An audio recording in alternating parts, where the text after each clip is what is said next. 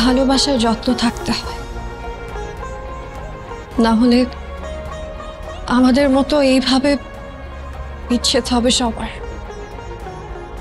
আমি আর জয় যখন প্রেম করতাম, আমার পছন্দের সব থেকে বেশি গুরুত্ব দিত জয়। আমি কিছু বলার আগেই জয় বুঝে ফেলতো আমি কি চাই।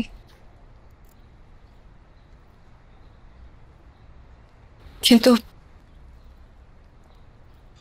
বিয়ের পর সব বদলে গেল।